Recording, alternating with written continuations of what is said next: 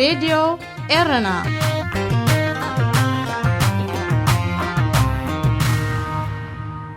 على زينا أخبار حق باريس منس نايتهم نا بريطانيا نمسكار ب24 حدار أب بحر تحيلهم زمتو 26 حتى تعقبا زرقحا بيت صحفة أخبار حقي ب14 تحساسات زرقحو زرزر كابتوم كاب جماجم بحر فرنسا بنايقوم مجالبات بقيسهم نوح حكات كي كدوز تحلو حتى تعقبا كلتا دك انسيو زركبهم 3 إثيوبياويان كلتا صومالويان دك انسيو حدا قبصاوي 4 زيغاتات أفغانستان حدا إيراناوي 16 ድማ عراقاوያን مخانهم مرقاقيصو 4 كابتوم عراقاوያን دك انسيو كهونان كلوا حدا ود 16 عامت تحت علمن حنتي قال 7 عامت قلعن يركبهم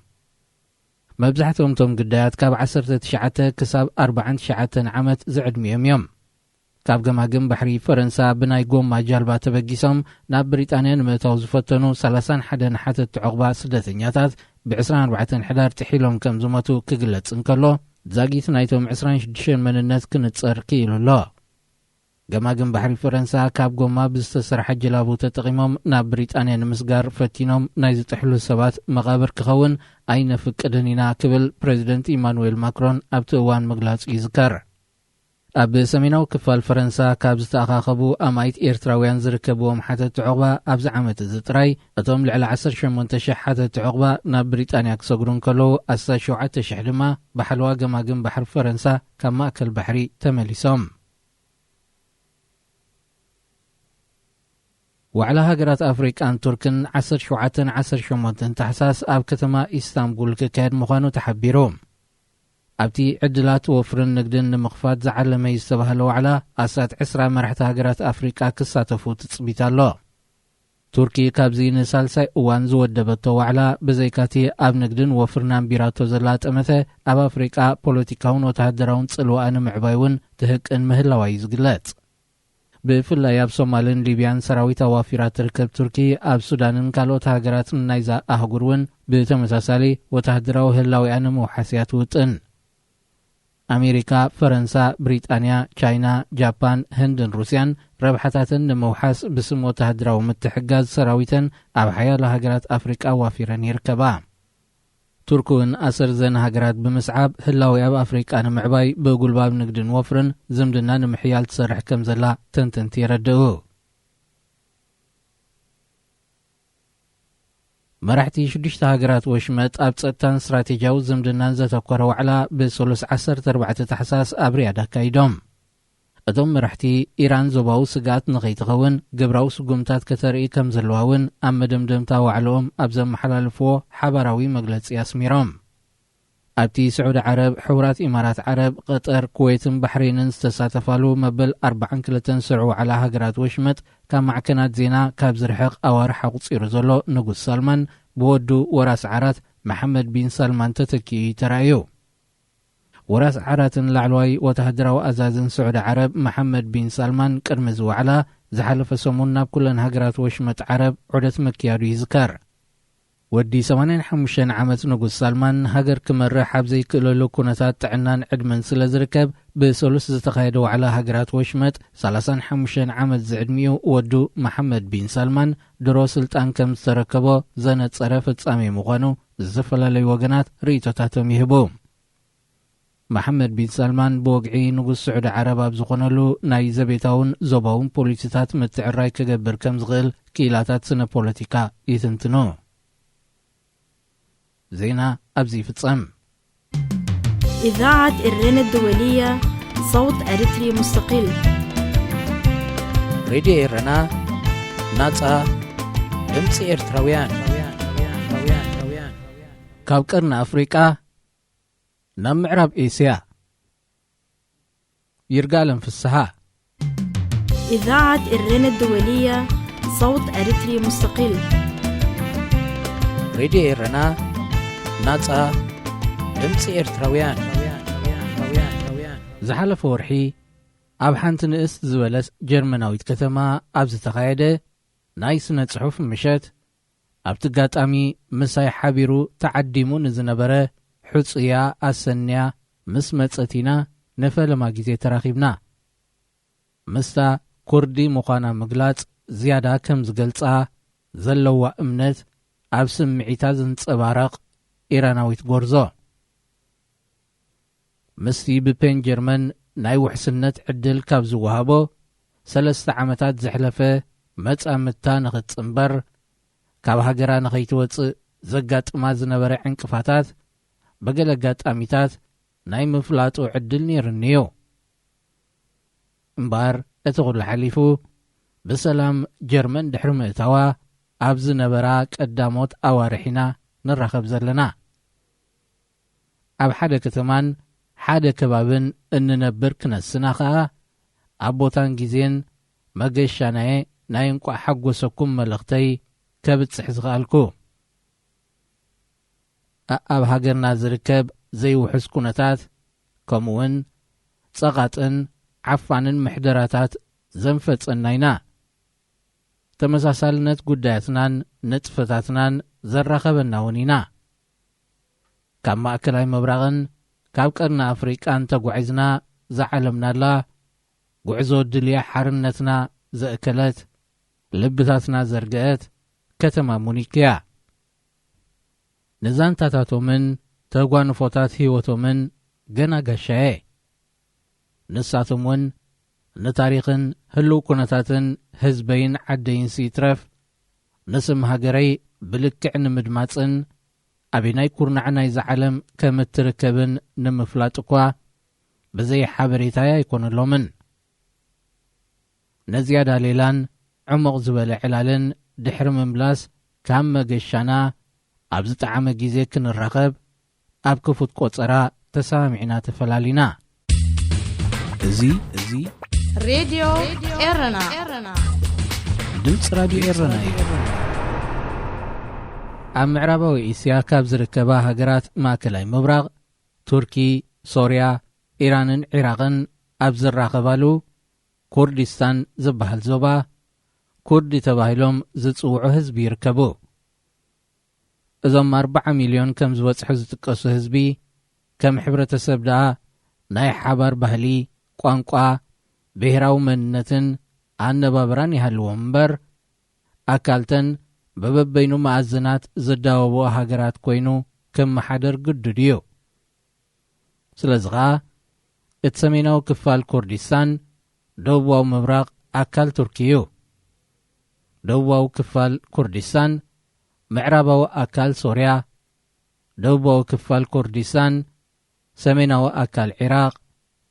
ምብራቓዊ ክፋል ኩርዲስታን ድማ ሰሜናዊ ምዕራብ ኣካል ኢራን እዩ እዞም ኩርዲ ተባሂሎም ዝጽውዑ ህዝቢ ኸዓ ናይተን ከም ኣካልን ዝፈልጦኦም 4 ሃገራት ዜግነት ኣለዎም እዞም መጻምትን ናይ ስነ ጽሑፍ ሰባትን ዝኾኑ መታዕለልተይ እምበር ካብቲ ምስ ኢራን ዘጠቓለል ክፋል ኩርዲስታን እዮም ብምኽንያት ምጅማር ቁርን ብምኽንያት ኮሮና ዝተመልሰና ሓድሽ ግድባትን መረኻብና ኣብ ቤቶም ክኸውን ናቶም ምርጫ ነይሩ ሎሚ ደኣ ንሰብኣይ ክግርም ጌርና ክንሓምዮ ኢና በልክዋ ገዞም በጺሐ ድሕሪ ሰላምታ መቐመጢየይ ምስ ሓስኩ ምስ መጻምታ ናይ ሓባር ንፍትኖ ቋንቋ ስለ ዘይብልና ብዘይካሳሕቲ ኣብ ሞባይላትና እናተርጎምና ንሱ እውን ካብ ሓበሬታ ዘይሓልፍ ዝርርባት ዝነበረና ሓያለይ ናይ ምዕላል ኣጋጣሚታት ክንጥቀመሉ ይከኣልናን ዝበልክዋ ምስ ተርጎመትሉ ድማ ብፍሽኽታ ኣብ ዕላልና ተጸንበረ ቁርኽ ኢልክዮ ዶ ሓቲተያ እሎም ደለኹ ዓድኹም ከመይ እዩ ቀጸልኩ ቁር ኣለዎ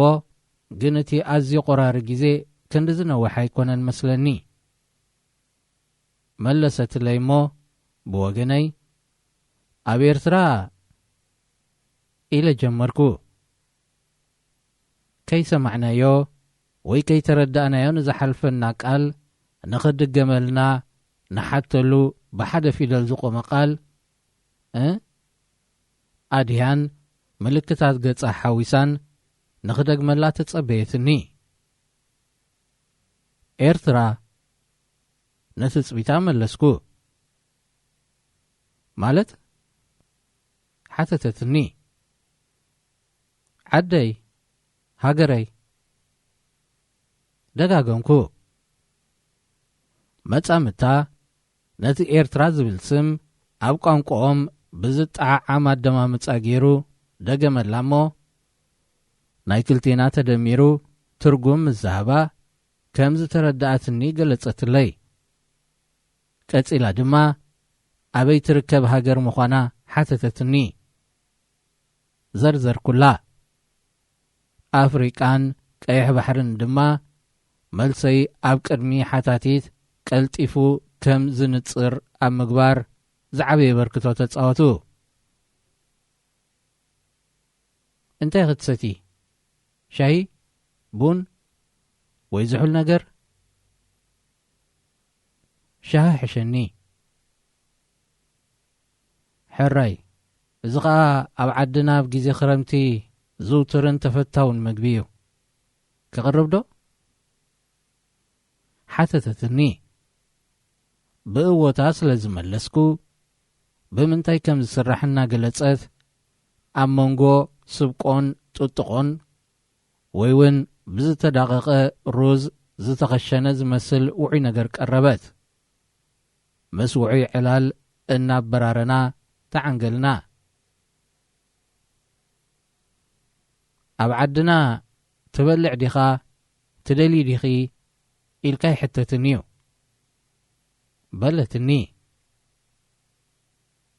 ከገርመኪ ኣባና እውን ከምኡ እዩ እቲ ሰብ ቀላዓለም ገይሩ ተኣቢካ ኸዓ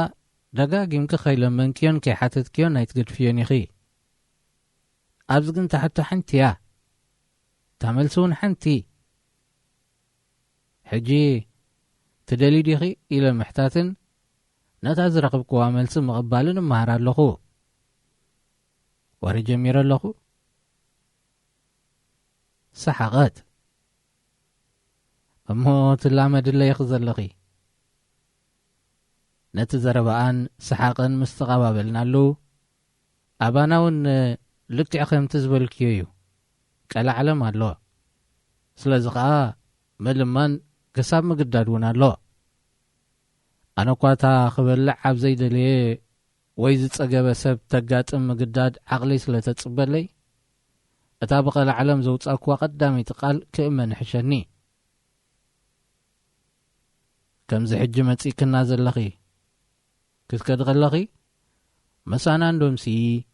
ሓንሳብ እንዶ ጽንሒ ከይተባሃልኪ ምኻድ የለን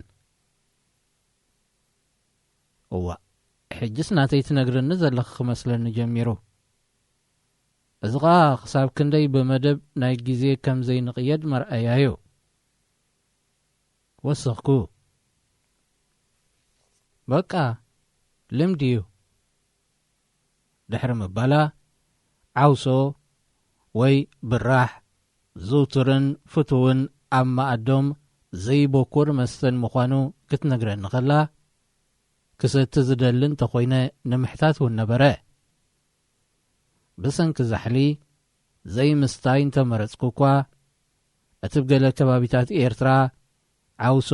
ኣብ ካልእ ከባቢ ድማ ብራሕ ተባሂሉ ዝጽዋዕ ውፅኢት ጸባ ዝኾነ ዝሑል መስተ ኣመና ከም ዝፈትዎ ከይነገርኩ ይሓለፍኩን ኣብ ኤርትራ እውን ከምዚ ሎሚ ንሓረስታይን ነጋዳይን ብማዕረ ኣብ ዘድኪ ንደንበን ገበላን ብጽምዋብ ዝበልዕ ሕሱም ግዜ ኸይተበጽሐ ኸሎ ብራሕ መዓልታዊ ዘይበኩር መስተጓሳን ሓረስታይን እዩ ነይሩ ብሰንኪ ዝሓቂ እዚ ኸዓ ኣብዛ ነጥቢ ምስ ባህል መተዓልልተይ ካብ ምምስሳል ናይ መብኳረይ ስምዒት ዓነደኒ እቲ ብቋንቋ ዓዳ ዝጠቐሰትለይ ዓውሶ ወይ ብራሕ እንታይ ምዃኑ ንኸተረዳእኒ ነቲ ዓውሶ ንምፍጣር ዝሕለፍ መስርሕ ስለ ዝዘርዘረት ዘበናዊ ገባብ ምሕቋን ቅድሚ ምትእትታው ዝነበረ ባህላዊ ተሐቋቁና ልክዕ ነቲ ኣነ ዝፈልጦ ከም ዝመስል ኣስተባሃልኩ ንምርጓድውን ዩቲዩብ ከፊታ ኣብ ክንዲ ድኳ ዝብራኺኡ ኮፍ መበሊ ኮፍ ኢላ እናደረፈት ተሐቁን ባህላዊት ሰበይቲ ረኣየትኒ ዓባይን ዓባይክን እውን ሓደ ዓይነታት ተሐቋቁናይን ዝጥቀማ ነይረን ማለት እዩ በልክዋ ኣብዚ ምስ ተሰማምዕና ሕጂ ኣዋርሕ ጌርክለኺ ብዛዕባ ዓድኺ እንታይ ናፊቕኪ ብዙሕ እዋን ካብ ወጻእተኛታት ዝተሓተትክዋ ሕቶያ እሞ ካብ ርእሲ ዕላልና ብዙሕ ዝረሓቐት ኮይኑውን ስለ ዘይተሰማዐኒ ዕላል ንምቕጻል ዓደምክዋ ወላ ሓንቲ ብዛዕባ ናይ መጻኢ ይፈልጥን ርግጸኛ ይኮንኩን ሕጂ ግን ወላ ሓንቲ ይናፍቕኩን ወላ ሓንቲ ነቲ ዘይተጸብኽዎ መልሳ መብርሂ ሓቲተሉ ስድራኺ መሓዙትኪ መሳርሕትኺ ዓድኺ ካብ ዓደይ ናይ ምውፃእን ሓሳብን መደብ ፈጺሙ ይነበረንን ወላ እውን ዘይደልዮ ክገብርን ውሽጠይ ዘይቅበሎ ክብልን እናተገደድኩ ከለኹ ካብ ዓደይ ናይ ምውፃእ ድሌት ኣይነበረንን ናብ ጀርመን ክመጽእ ዘይምዃነይ እውን ወሲነ ነጊረየ ነይረ ምስ ተኣሰርኩ ግን ኩሉ ዝነበረኒ ሓሳብን ድሌትን ብኻልእ ዘይነበረኒ መደባት ተተኪኡ ንሓፂር ግዜ እውን እንተነበረ 2 ግዜ ተኣሲረ ካብ ቤት ማእሰርቲ ምስ ወጻኹ ካብ ሃገር ንኸይወፅእ ብዙሕ ዕንቅፋታት ስለ ዘጋጠመኒ እውን ብዙሕ ተሸጊረየ ነቲ ኩሉ ብኽንደይ ዓቕልን ምስጢርን ይሓሊፈዮ ኣብ መወዳእታ ኸዓ ንስድራ ቤተይን ቀረብተይን እኳ ከይተረፈ ከምቲ ዝግባእ ከይተፋነኽዮ ወፅየ ድሕሪ ዝኹሉ ከመይ ኢሉ ናፍቖት ክስማዓኒ እቲ ሕቶ ናባይ መሊሳቶ ተበዳሊትን ተሃዳኒትን ምዃና ኣብ ህይወታን ስምዒታን ንዘምጾ ለውጢ ክርዳእ ክሳብ ክንድቲ ርሕቕቲ ነበርኩን ካብ መጻብቦ ቦሎኽ ኢሉ ናይ ዝወፀ ወይ እውን ከቢድ ጾር ካብ እንግድዑ ዝተኣለየሉ ሰብ ንዝህልዎ ስምዒት ኣብ ዝመሳሰል ሃዋሁ ምህላው እንታይ ከም ዝጥዕም እፈልጦ እየ ብውሕዱ ከም ዝፈልጦ እየ ዝሓስብ መጀመርያ ምጽእ ምስ በልኪ ከመይ ነርኪ ሓቲታትኒ ምጽእ ምስ በልኩ ንዝነበረኒ ስምዒት ኣብ ምግላጽ ብምንታይ ምጅማር ከም ዝቐለኒ ሓሰብኩ ምናልባት ከዓ ምስ ዋሕዚ ዕላልና ንምስናዩ ክፍት እንደለኹ እቲ ናይ ስጋኣተይን ፍርሐይን መፈጸምታ ዝኾነ ግዜ ምጅማር ናይ ካልእ ዓይነት ቃልሲ እዩ ነይሩ ካብ እትፈልጦ ህይወት ፈጺሙ ዝተፈልየ ባህሊ ቋንቋ ደረጃ መነባብሮ ኾነ መሳለጥያታትን ኣገልግሎታትን ኣብ ዘለዎ ሃገር ዱብ ኢልካ ምጽምባር ነገዛእ ርእሱ ከቢድ ብድሆ እዩ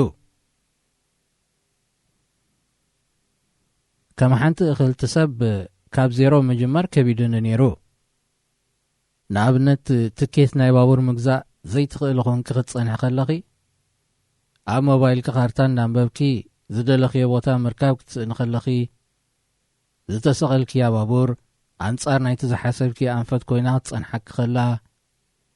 ነፍሲ ወከፍን መዓልታውን ንጥፈታት ጋሻ ወይ ተማሃሪት ኮንኪ ክትርከብ ከለኺ ኩሉ ዚታት ተደማሚሩ ነቲ ቅልል ዝበለ ነባብረ ዓደይ ዘናፍቕ እዩ ነይሩ ነቲ ካብ ዓለም ጨውዩ ብድሕረትን ስእነት ኩሉ ኣገልግሎታትን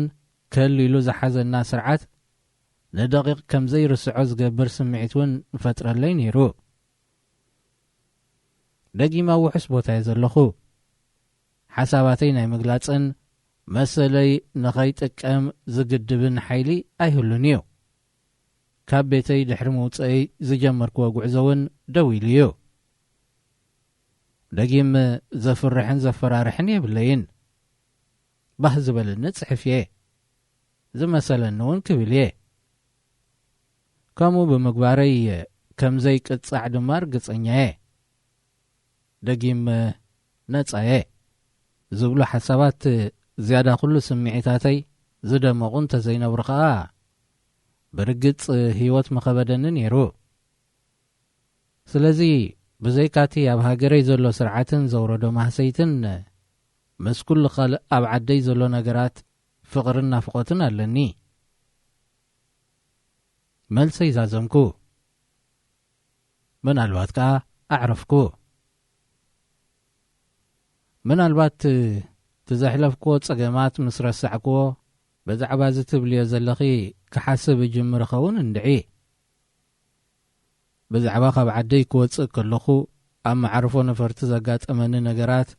ዝጻሕፍክዋላ ሓደ መዓልቲ ብትርጉም ከተንብብያ ተስፋ ገበር ደስ ብለኒ ሓደ መዓልቲ ልክዕ ኣለኺ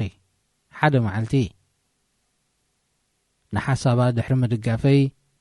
ናይ ምኻደይ ግዜ ምእካሉ ኣዘኻኸርኩ ሓንሳብ ጽንሒ ብምባል ሰሓቐት ለምን እንበሊ እቲ ቐዲምና ዘዕለልናዮ ተመሳሳሊ ልምድታትና ኣብ ሓሳብ ክልቴና ነይሩ በሉ ርሑስ ልደትን ሓድሽ ዓመትን ኢለ ተንሳኩ ሓድሽ ዓመትና ነውር እዝዩ ንሕና እውን ካልእ ሓድሽ ዓመት ማለት ግእዝ ኣለና እዚ ዕላል ካልእ ግዜ ክንቅጽሎ ኢና ተመሳጊነ ናብ ቤተይ ኣምራሕኩ ሬድዮ ኤረና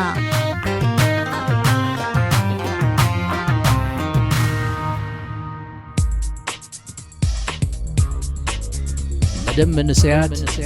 ኣብ ሬድዮ ኤረና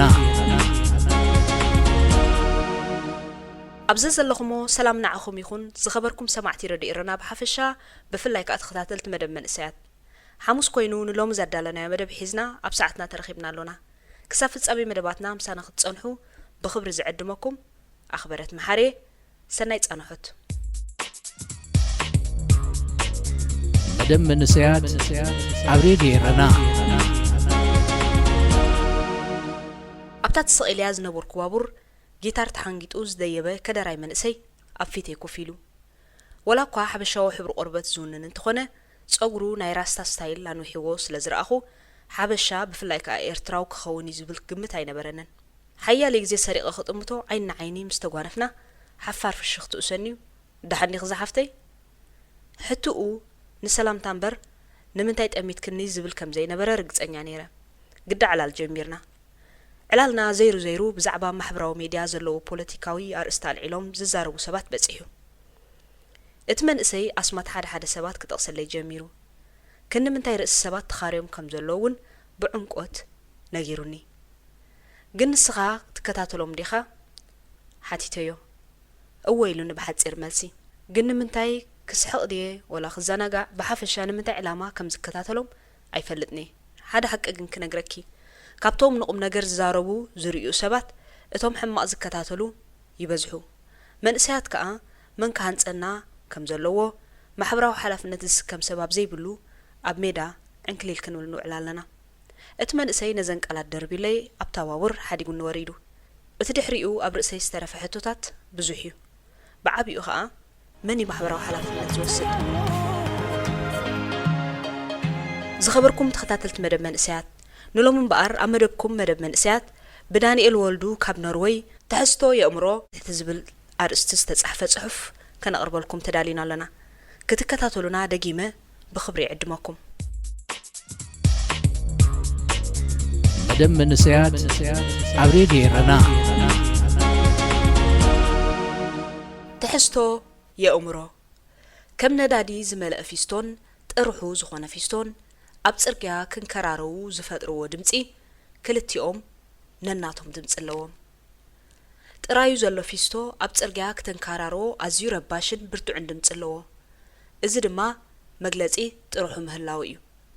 እቲ ካልኣይ ነዳዲ ወይ ካልእ ትሕዝቶ ዘለዎ ፊስቶ ብተመሳሳሊ መንገዲ ኣብ ጽርግያ እንድሕር አንከራሪኻዮ ዘውጽኦ ረባሽ ድምጽ የለን እዚ ማለት ብትሕዝኡ መሊኡ ስለ ዘሎ ዝመልአን ጥሩሑ ዝኾነን ፊስቶን ኣብነት ኣምጺካ እንታይ ክትብል ስለ ዝደለኻ ክትብል ትኽእል ኢኻ ንሕና ደቂ ሰባት እውን ልክዕ ከም ጥሩሑ ዝኾነ ፊስቶ ትሕዝቶ ዝመልአ ፊስቶን ኢና እቲ ምንታይ ትሕዝቶ ዘለዎም ሰባት ብርእሰ ተኣማንነት ይዛረቡ እቶም ትሕዝቶ ንኽንሕዝ ዘይንጽዕር ደቂ ሰባት ግን ልክዕ ከምቲ ጥሩሑ ዝንከራሩ ዘሎ ፊስቶ ካብቲ ንሓስቦ ዘለና ሓሳብ ዝፍለ ሓሳብ እንተሎ ኣመና ንቁጣዕ ትሕዝቶ ዘለዎ ወይ ትሕዝቶ ክህልዎ ዝደሊ ሰብ ግን ሕቶታት የብዝሕ እዚ ማለት ኣብቲ ክፈልጦ ዝደሊ ነገር ክፈልጥ ስለ ዝደሊ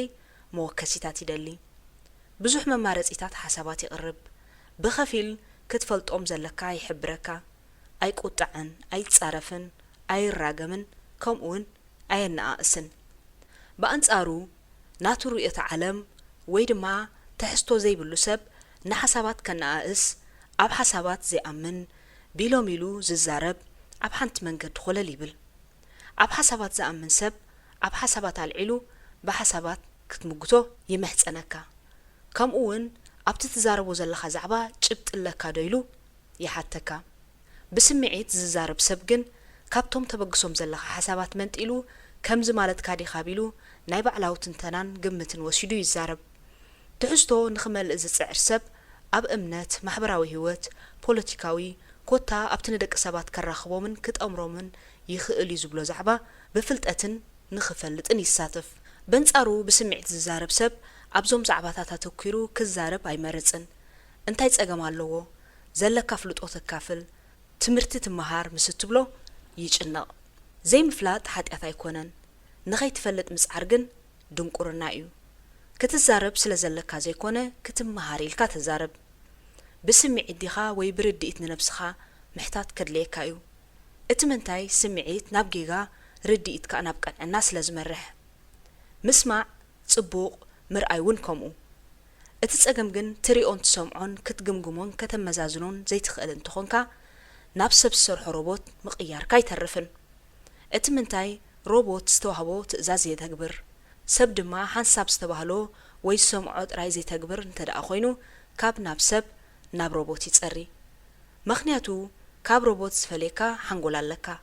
ንስኻ እትቆጻጸሮ ሓንጎል እምበር ሰባት ዝቆጻጽሮ ሓንጎል ኣይኮነን ዘለካ ወዲ ሰብ ኣብ ውሽጡ ዘሎ እዩ ዝዛረብ ሰላም እንተለዎ ብሰላም ይዛረብ ፍልጠት እንተለዎ ብፍልጠት ይዛረብ ፍቕሪ እንተለዎ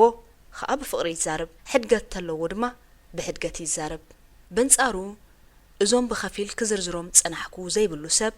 እቶም ኣብ ውሽጡ ዘለዉ ምስ ካልኦት ኣለዉ ኢሉ ስለ ዝኣምን ናብ ሰባት እንዳመልከተ ክዛረብ ፀሓይ ተዓርቦ ማለት ኣብ ውሽጥኻ ዘየለ ኣይትዛረብን ኢኻ ጽልእ መሊኡ እንተሎ ውሽጥኻ ብዛዕባ ጽልእ ክትዛረብ ባህ ይብለካ ተቐያም እንትኾንካውን ከምኡ መርገም ጸርፊ ተንኮል ዘይምእማን ዘይሓዳግነት ኮታ እቲ ኩሉ ኣለታዊ ኣተሓሳስባ መሊኡ እንተሎ ውሽጥኻ ኩሎም ሰባት እውን ከማኻ ስለ ዝመስሉኻ ንስኻ እኮ ከምዚኻ ክትብል ትውዕል ከምዚ ዓይነት ባህሪ ዘለዎም ደቂ ሰባት ባህርያቶም ባዕሎም ይሕብሩኻ እቲ ምንታይ ኣብ ውሽጥኻ ዘየለ ስለ ዘይትብል ግን ደቂ ሰባት ጥራይ ኣይኮናን ባህርያትና ወይ ሽምና ንነግር ንኣብነት ኳኽ ባዕሉ ሽሙን እንዳነገረ ይኸይድ ወዲ ሰብ እውን ኣፉን ክኸፍት ባህሪኡ እንዳርኣየካን እንዳነገረካን ይነብር ንኸምዚኦም ዓይነት ሰባት እቲ ጌጋ ኣባኻ እዩ ዘሎ ወይ ተጋጊኻ ትብል ቃል ኣይፈትውዋን እዮም ካብ ተጋገ ቢሎም ጌጋታቶም ክእርሙ ንስኻ እንተዘይትንውንወኒ መን መጽደፈኒ ዝዓይነቱ ብሰንኪኻ ቢሎም ንጌግኦም ኣይቀበሉን ክትእርሞም ኣይደልዩን ጌጋ ይዛረቡ ወይ እውን ይሰርሑ እንተለዉ እንተሓበርካዮም ኣይኣምኑኻን ወይ እውን ይቁጥዑ ክትድግፎም ጽቡቕ ኣለኻ ክትብሎም ጥራሕ እዮም ዝደልዩ ቁኑዕ ትብሎ ኣብቲ ዘጋጠመ እንተኣረምካ ለባም ለባም ኣይትጻወት ኢሎም ይማዓቱኻ ወዲ ሰብ ምስ ካልኦት ሰባት ብባህርያቱ እዩ ዝነብር ቢልካ ተኣምን እንትኾንካ كي وعلك خي حدركا بتبعات انت عينت بهاريات كم زلكا كم مفلات اي تباتخ سب كونكا ونينكا يزلخا بهاريات مصدق سبات كسما معكا زي كأنتو خوينو سباتون كسما معخا خم زي كألو أمن أب هيوت سبات كيلم دوخا أزيخا تتأنقا تبلون تقبرون بمخنيت يخون مالت أبزخوونن زي كونن مني نايتبل مخنياتو أبتناي بحق تساقمكا وي حاجة زابت تدليلو عمليو بيلوم شلل كيبلوخا تبلون تقبرون فلد بفلاي مسكالقوت سبات أنصار أمنتكا تقعز كيتهلو أستوعل كاب كتحدق أم متصبصاب انتلخا كاب كتهب أم قبال تلخا كاب بعلخا مقبار كقبر الكا تتصب انتلخا كاب تمرق ترقم انتلخا كاب تمسجن تمارر انتلخا كاب تنقد تتصارف انتلخا كاب تفكرن تتسأل انتلخا كوتا خلو تقبرون تبلون أنصار تتخطلو أمنت كهلو كاب نمخان نممسال تسعر كيتهلو أستوعل مخان كنعنا ايو ممسال كا أمسلو الناتيو كم سب بفلاي كأخم من إسي أبتتأمنو العلامان زمرز كايو من قدن كوين كا تركب انتو لخات رحيخا نفسخان كبابيخان بقاو انتا كتسألو تخل مبزحتنا سبات كابتوم زفلالوينا زراخونا يبزحو كابتني حد حد دخم قوني ناي حد حد برتع قوني كن رئي مسن نفتن حد حدنا بتسفان فقرن كنبرات عن خل كم تمعالتي نرأس أمبر نعاي وين عخي كتحقوس وي كتحرق زي تمتسق نحناون نخطع من نابلنا أبسناي من قدي نمبر دانيال ولدو نروي على 10 خلته ورح 10 خلته كل التشحن إسران حدد راديو إرنا